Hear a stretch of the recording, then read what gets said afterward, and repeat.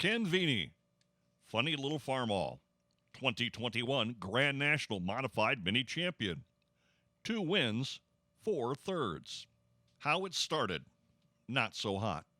An 18th place run at Recreation Park was last among point earners and could have spelled doom for Wadsworth, Ohio, Ken Vini in his bid to repeat a title and a 4th crown. Worse, 2 weeks would pass before his Funny Little Farmall could atone. And a Rockwell 7th didn't inspire much hope. Ken admitted that he stopped worrying about points and started thinking about his next title wouldn't wait until next year. How it's going. After thirds at Chapel Hill and some unwilling cooperation from his challengers, something funny had happened. Vini found himself in the point lead. A 3rd and 4th at Fort Recovery maintained it, while the weekend also identified the toughest outs. Anticipated contender Chase Richardson rose to 2nd on Friday, and surprising rival Sam McCrary replaced him on Saturday. Vini delivered a strong statement win in Napoleon. But when the series migrated east to Bowling Green, the Gremlins found the Funny Little Farmall again, knocking Ken around in the seat and back to 32nd on Saturday night. His lead persisted until Wellington, where Richardson's victory put Vibrator up by 2. But they didn't clinch in Wellington. That honor belongs to Washinton. And with the 357 2/3 of the way through class, Ken was towed off the Tri-State Showdown track, a champion once more. Ladies and gentlemen, please welcome to the stage Ken Vini, your 2021 Grand National Modified Mini Champion. Hi, my name is Darren Hartwell, and on behalf of the National Tractor Pullers Association, I would like to welcome and congratulate our 2021 Mini Modified Grand National Champion out of Wadsworth, Ohio, the Funny Little Farmall, Ken Vini. Ken, congratulations. Thank you, sir. That's it. We're joined here with Ken and his lovely wife, Rona, as in the winner's circle here. So, Ken, this is your 2nd title in a row. This one we started out in Tomah, Wisconsin. And tell us about your trip in Tomah. Not what you were looking for to start off a title defense, for sure. I just pretend I didn't go. That works. Fortunately for you, I guess it was your worst finish of the year, and it only went better from there. Oh, no, I had more. I proved I could do it again. I go to the big pulls where you need to show off and look good, and which would be Bowling Green, and I did terrible there too. So the big pulls, I kind of did bad. So after Tomah, the 2nd hook in Tomah was rained out. Then we go to Rockwell, Iowa. Tell us about Rockwell. Oh, Rockwell was okay, and I happened to be test puller, I think. And yes, I was test puller. And as I'm going down the track, I get down near the end, and the track had I started picking up these big chunks, and they're flying over my head, and I thought my tire was coming apart, and I didn't want my tire coming apart, tearing up my fender, because fenders are expensive, and there's no need in doing that. So I shut the darn thing off early, and I wound up 7th, which I probably could have been. I'd have been at least 4th, maybe 3rd. So that wasn't too good. But I didn't want to tear up my equipment, and it happened to be big chunks of dirt I'm seeing flying over my head, not pieces of rubber. So then it rained the next day, and we went home. We just got one day of pulling at Wisconsin or at Iowa too, Rockwell. Yeah, it was kind of a slow start to the season. You know, you went to Tomah and only got 1 hook, went to the North Iowa Nationals, and Rockwell only got 1. So Chapel Hill, Tennessee, the Lions Super Pull of the South, you got 2 hooks. It was a really good weekend, kind of started to turn the season around for you. Right, we got 3rd both days, and which was, to me, it was really great. After starting off so bad, I figured there was no way I was ever going to be a 2021 champion. I might as well just try and do a little testing and have some fun. And I got to 2/3, and I I left Chapel Hill and wasn't in too bad a shape. I kind of came up a little bit. Yeah, so you were in the points lead coming out of Chapel Hill, went to the fort at Fort Recovery.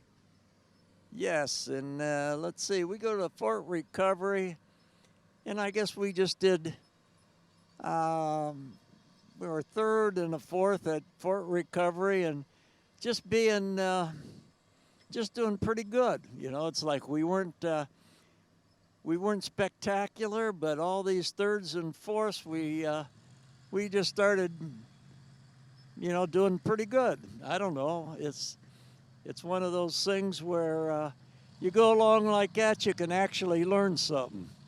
Right. So from the fort, then you stayed in Ohio, went to Napoleon, Ohio, at the Henry County Fair Grand Nationals. That was a really good hook for you there. Right. That when I went to Napoleon, I thought that's pretty close to Bowling Green. It would be a good tune-up place for Bowling Green. We'll go there, and it's time to quit this testing maybe and try and kick some butt. That's great. So after the win in Napoleon, maintain the points lead, going to the National Tractor Pulling Championships in Bowling Green, Ohio. Like you say, had struggle in one hook there. Right. I actually had trouble in two hooks. I started some dumb thing breaking blower belts. I broke a blower belt Friday, and we were able to, it broke so early, we were able to put another one on it and come back. That was with the help of Marty and two-wheel drive Russ Nichols and, let's see, who was it? Yeah, Brett Sechrist. These guys helped me, and Joe Eater. Between these guys, we got a belt on it in time to come back, and then we got sixth place, I think. So that sixth at Bowling Green in 40 tractors or 40 some, that was pretty good. So that was halfway decent. And then we go out on Saturday and broke another blower belt in what's that? I got 30 seconds. Okay. And we go out there and break a blower belt and really do bad. And that's the end of my Bowling Green story. Yeah, so unfortunately left Bowling Green trailing in points. Just two hooks to go, one in Wellington and one in Washinton, Ohio. So Wellington, Ohio, you went there, kind of close to home for you guys, trying to make up some points. Right. At Washinton? Wellington. Wellington, we did fair, got third. Still respectable, but not what I went there to do. I did want to run better than third, but that was okay. Yeah, so going into the final hook of the season in Washinton, just a few points behind, looking to make a big run, and you did it. Let's hear about that run in Washinton for all the marbles. Well, I didn't actually expect to take over the points, but I did go there to run it hard enough to win. I wanted to win a pull. I wanted to win, and we did win, and then did good enough that we won the points for the year. That was better than I expected. Yeah, so in Washinton, I know a big portion of your crew was there. Marty Wilson was there. Joe Ader kind of surprised you by showing up there and helping you out. What does that mean to have that kind of crew and that kind of support and friendship and relationships behind you? Well, it gives you comfort. It's like, yeah, you can do things.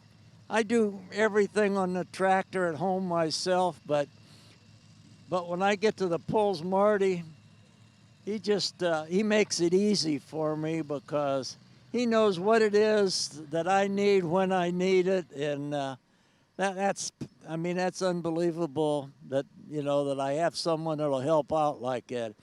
And then for Joe Eater to drive from Buffalo, New York to Washinton just to try and make it so I could be at ease, that is what you call a really good friend. How could you have a better friend than that? And he wanted to go there, and he knows that I pick the spot on the track. I do the tune-up. I do the tires. I do all these things, and he wanted to ease my mind a little bit and be the guy in charge of the track. And boy, old Joe, he's good at it, and he did a really good job. He picked he told me to start here and drive it into that direction and finish here. And I did exactly what he told me, and what he told me was exactly right. You couldn't thank a guy much more than that. Old Joe he made me be in the right spot on the track at the right time. Yeah, that was a monster pass to clinch your second consecutive title, your fourth title overall, one in the mod division, one in the unlimited, and now back-to-back in the mini modified division. What are some of the differences pulling between the mod, the unlimited, and the mini?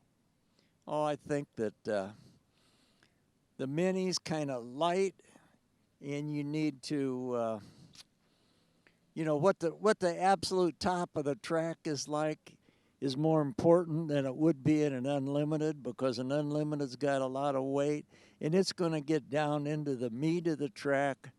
So I don't know how silly that sounds, but to me that's a difference. And the mini gets upset really easy because it's so light. It can get wobbling on the, up on top of the track. You need it to be smooth, and there's just little differences like that. And the weight on the front of the mini is really critical, and I love those big unlimiteds, but they're just what they are. They're unlimited weight and unlimited work.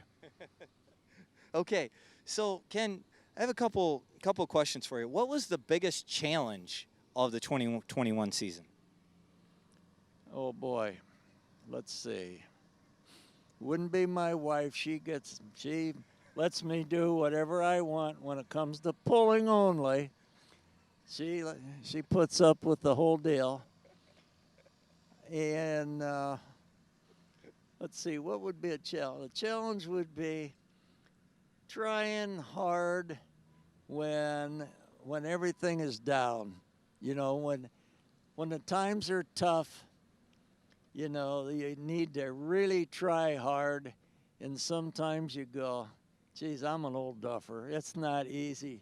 It's not easy trying hard, but to go ahead and work hard at something that you think you don't have a chance of winning, which I didn't really think I had a chance of winning, as bad as we started out. That to me, that's a big challenge. Okay, so what would you say the highlights of the 2021 season were for you? Well, you'd have to say Washinton would be a highlight. To win the pole and the points, coming from behind. I mean, what a perfect way to win. What a perfect way to win a points championship, coming from behind. And one other thing, I remember an old, I guess you'd call him a friend of mine, Don Perdome, a funny car and fuel dragster driver. He once said, a lot of people can win a championship, but when you are a championship winner, that's if you can go out there and win 2 in a row. Then you know that you're a championship winner.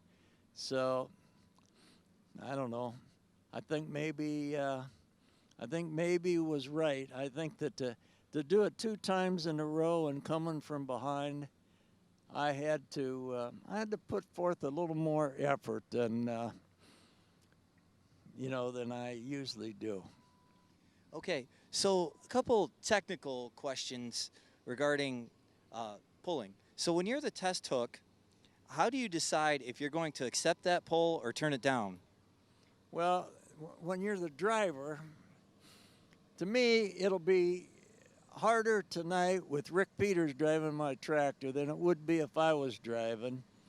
because when you're out there and you hear your motor going up and down in the front end, it's carrying the front end real good. You know that thing, you know it's hooked up good. When someone else is driving, yeah, you can't really tell, or I'm not in one hook gonna know what it's like if your tractor is really hooked up good. So, what was the question? It was, how do you decide if you want to take the hook or not? So I think you answered that very well. So what do you need? Do you do anything differently? Now, the mini class is big, and especially places like Toma, Rockwell, Bowling Green, it's a really, really big class. Do you do anything differently at those events that have more entries than you do on a normal day-to-day basis? No, I go at it like I want to win no matter where I go. Okay, great. And then what do you do when you get ready for a pull-off? Like after the first round, what do you do to get ready for if there's a second round, if there's a pull-off? Well, if I have time, I take the little chip out of my computer, put it in the computer on the tractor, and I put it in my little laptop computer, and I look and see, how the engine RPM'd, and what were the tires doing? Were they doing a lot of right wheel, left wheel spinning and things like that? But you don't get that kind of time very often. So usually what I do is I have a little tire pressure gauge, and I look at my tire pressure gauge and make sure the boost isn't real high, which would mean I had a like a push rod come off or something. So, and I always try and glance at the oil pressure before I shut the engine off. So I want to know that I have oil pressure and I don't have too much boost, and then that's it. We're ready to go. Okay, sounds great. So, Ken, it's back-to-back championships. Who do you want to thank? Sponsors, family, crew? Well, I mean, I'll do the sponsor thing as much as I could think of at this moment. And like I have such good luck with Sin Pico Oil, I'd have to put Sin Pico Oil at the very top. They have a very good, they have a good oil. I don't need to worry about it. I put the Sin Pico oil in it and forget it. I run it until I drop the pan again, which may be halfway through the year. So Sin Pico, they have great products. In Summit, they supply lots of good hoses and fire suits, safety equipment, things like that. And I don't know, I'd have to think about it. But yes, I would have to think about it. I'm not thinking about sponsors or people that help me out right now. But the people that help me out with my car is my wife takes care of all the little knick-knack things that need to be done, and make sure we have our clothes and all the things that we need to go to the pulls, because I only think about the tractor. I don't think about any of that other stuff. And the safety equipment, she's been doing that ever since my first funny car in 1970. So that's a very important thing. And then, like I say, I have my guys at the shop who don't work on my tractor, but they make it so I can go off and go pulling, and I'm not worried about what's happening. They're working on cylinder heads and making new cylinder heads, and they make it very comfortable for me. And then we got Marty Wilson, who just, like I say, he takes care of anything that needs to be done. He's just running off doing something for me that I didn't even know I needed. He gets this and gets that, and batteries for the dang flashlight, and hell, I didn't know the flashlight needed batteries, but he's making sure that that flashlight works, and he better get me an extra one. I may need an extra battery or an extra flashlight or whatever. He just looks out after, you know, like I was his kid, only I'm old enough to be his dad. But anyway, he's just a great help, and I appreciate it immensely. Okay, Rona, anybody you want to thank? I mean, anything you want to say about this championship? Yeah, I just want to say something silly, okay? I'm 78 now, and Ken's 81, and it just goes to show you old folks still know how to have fun. So thank you, everybody. We appreciate everything you've done for us. All right.